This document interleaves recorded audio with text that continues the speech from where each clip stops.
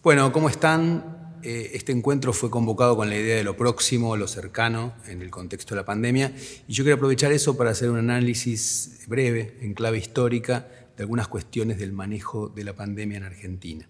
Una pequeña reflexión con el tema de cuál es el nosotros en un momento de crisis.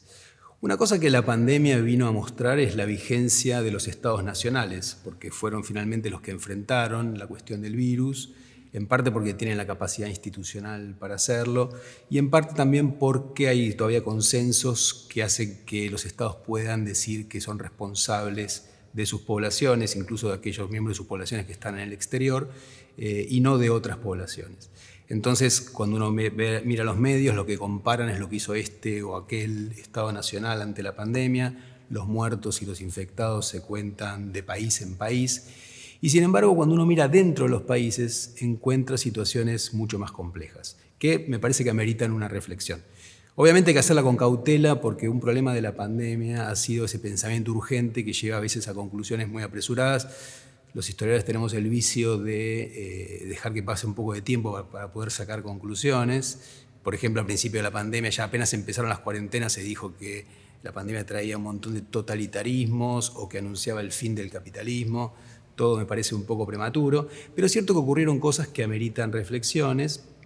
Y en el caso de Argentina, que es en lo que me voy a centrar, hay algo que llama bastante la atención y es el hecho de qué ocurrió con el sistema político con la pandemia. Argentina, como casi todos los otros países, cerró sus fronteras nacionales y encaró una política nacional de enfrentamiento de la crisis, pero algo que llama la atención es que también las provincias dentro de Argentina cerraron fronteras, algo que está prohibido por la Constitución, e incluso algo que es más anómalo todavía, hubo municipios dentro de las provincias que cerraron sus fronteras.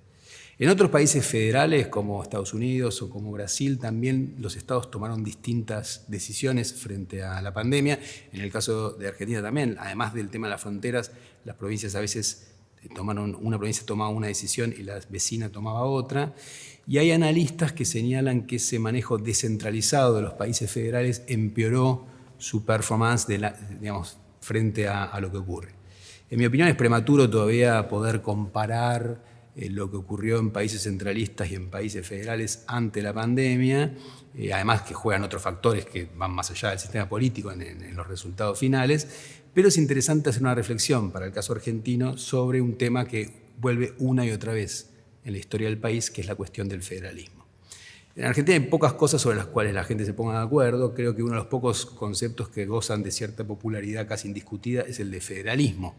Cuando alguien dice que va a hacer algo con perspectiva federal, con una impronta federal, con alcance federal, es visto como algo bueno, algo positivo, y si alguien habla de algo centralista o ni hablar unitario, es visto como algo malo. En general se considera el federalismo como algo fallido, pero algo deseable, ¿no? algo positivo. Para entender el federalismo en este territorio hay que remontarse al origen de este país, es decir, al desmoronamiento del Imperio Español. Cuando en 1808 los franceses invaden España y capturan al rey, muchos de sus súbditos dicen, si ya no hay rey, la soberanía del rey vuelve a los pueblos que forman la monarquía que le dieron esa soberanía, es decir, a las ciudades que forman el Imperio Español. En el caso del Virreinato del Río de la Plata, Buenos Aires, que era la capital de ese virreinato, a partir de 1810 forma un gobierno propio que toma decisiones que antes tomaba la metrópoli, es decir, que hace un gobierno centralizado sobre el resto del territorio, designando, por ejemplo, las autoridades. Pero el problema era, si la autoridad, o sea, si la soberanía había vuelto a los pueblos, ¿por qué un pueblo, Buenos Aires, podía tomar decisiones por los demás? Y ahí comenzaron una serie de discusiones y reclamos autonomistas de distintos pueblos que llevaron a la aparición de ideas federales para defender esa autonomía frente a la capital. Después de una década de funcionamiento de un gobierno revolucionario central que se desmorona, lo que van a quedar entre 1820 y 1821, ahora estamos atravesando ese bicentenario, son provincias. Y desde entonces esas provincias, como estados independientes entre sí prácticamente, fueron la base para cualquier construcción de una nación. Y en la década de 1820 aparecen dos propuestas distintas sobre cómo construir una nación, la de los unitarios y la de los federales. Muchas veces se confunde a los unitarios con porteños y a los federales con las provincias, pero en realidad hubo muchos unitarios porteños, pero también en otras provincias, y también hubo federales en las provincias y en Buenos Aires. No ese es el tema, sino miradas distintas sobre cómo organizar el país. Los unitarios querían un Estado centralizado, una unidad de soberanía por sobre las provincias, mientras que los federales querían el eje en las provincias y que, había dos propuestas distintas. Unos querían una confederación, una alianza entre provincias sin un Estado por encima de ellas, como la Confederación Suiza. Otros preferían un Estado federal, como había inventado Estados Unidos, en el cual las provincias y el Estado federal compartían distintas ramas de la soberanía. ¿Cómo se resolvió esta situación? Bueno, a través de conflictos, ¿sí? Hubo dos grandes guerras civiles en las cuales triunfaron los federales. Ahí detrás hay un cuadro con uno de los episodios de esas guerras que fueron muy cruentas. Y finalmente el unitarismo fue destruido como opción política y el país se volvió federal. Y luego los federales partidarios de un Estado federal triunfaron sobre los federales partidarios de una confederación. Eso ocurrió en 1852 y ese es un momento clave para lo que estoy explicando porque en 1852 se convoca a los gobernadores de las provincias a un encuentro en San Nicolás de los Arroyos. Ahí se firma el Acuerdo de San Nicolás, en el cual las provincias aceptan mandar diputados a un Congreso Constituyente y dicen que ahí tiene que primar, textual, el sentimiento puramente nacional frente a los sentimientos provincianos. Y de hecho ese Congreso que se va a reunir es el que sanciona una Constitución federal en 1853, que es la que todavía Argentina usa hasta hoy, si bien tuvo algunas modificaciones importantes a lo largo del tiempo. Y en ese Congreso, en ese acuerdo de San Nicolás también las provincias aceptan el libre tránsito de personas y de bienes por sus territorios, por lo tanto deja de haber fronteras entre provincias, algo que fue, digamos, desobedecido este año, el año anterior, en 2020, ante la pandemia. Ahora bien, en ese momento que se sanciona una Constitución federal no se resuelve el problema del federalismo. Y un problema muy central para poder resolverlo era la cuestión de Buenos Aires. Un problema que tiene Argentina, a diferencia de otros países federales, es que hay una provincia mucho más poderosa que el resto, lo cual pasa en otros países centralistas. Entonces, Buenos Aires tenía mucho más poder económico y demográfico que los demás. Por ejemplo, en el siglo XIX, el presupuesto anual de Buenos Aires era muy superior al de todas las otras provincias juntas y por lo tanto para poder resolver la unión del país había que resolver qué se hacía con Buenos Aires. Por su peso, muchos porteños intentaron que Buenos Aires fuera la provincia hegemónica dentro de la República Federal. Otros prefirieron más bien tratar de separarse del resto y hacer una vida distinta.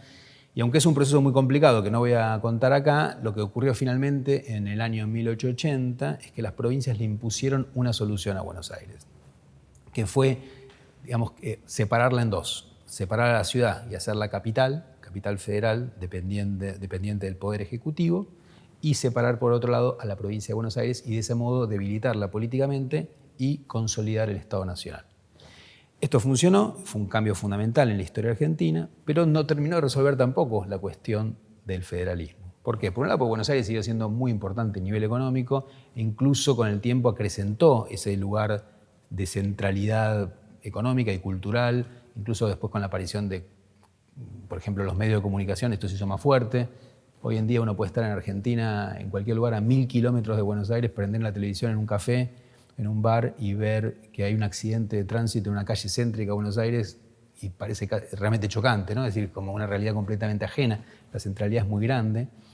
A la vez, como el poder político nacional está en Buenos Aires y durante el siglo XX el Estado Nacional se hizo cada vez más centralista con respecto a las provincias, se empezó a confundir muy fuertemente,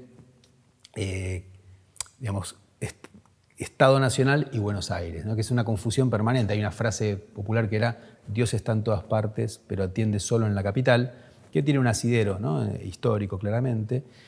Y muchas veces esta confusión tiene efectos concretos. Cuento un ejemplo de este Museo Histórico Nacional en el que estamos, del cual soy director hace muy poco, pero en años anteriores varias veces hubo pedidos de provincias para que las palabras es que se restituya algún objeto que proviene de esas provincias o que remite a acontecimientos históricos de esas provincias.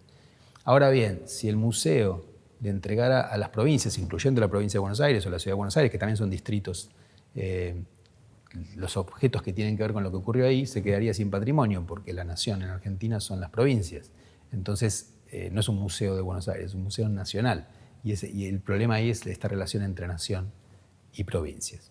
Para ir cerrando, a pesar de todos los aspectos fallidos que tiene el federalismo argentino, sigue teniendo mucha vigencia. Es decir, por ejemplo, en el Senado, en el cual no importa cuán grande sea una provincia, tenga 17 millones de habitantes como la provincia de Buenos Aires o unos 160.000 como la provincia de Tierra del Fuego, tienen la misma representación en el Senado, por lo tanto la misma capacidad de sancionar leyes, y eso es un reaseguro del federalismo. También en la década del 90 del siglo XX hubo un intento de quitarle presupuesto, de achicar el Estado nacional, y eso delegó algunas cuestiones en las provincias. Aspectos centrales como la educación o el manejo de los recursos naturales están en manos de las provincias.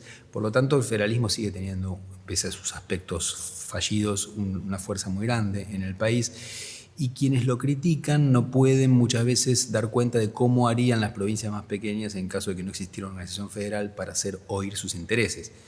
En ese sentido, uno de los rasgos fuertes del federalismo es que es un reaseguro de la unión nacional.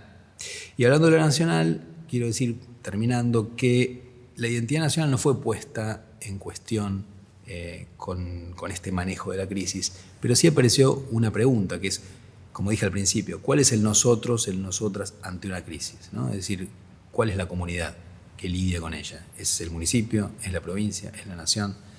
No hay una respuesta muy clara todavía y la pandemia sigue, pero lo cierto es que la historia nos enseña que nada es inmutable y que estos problemas que estoy contando someramente seguramente van a tener un rebote grande en los años por venir.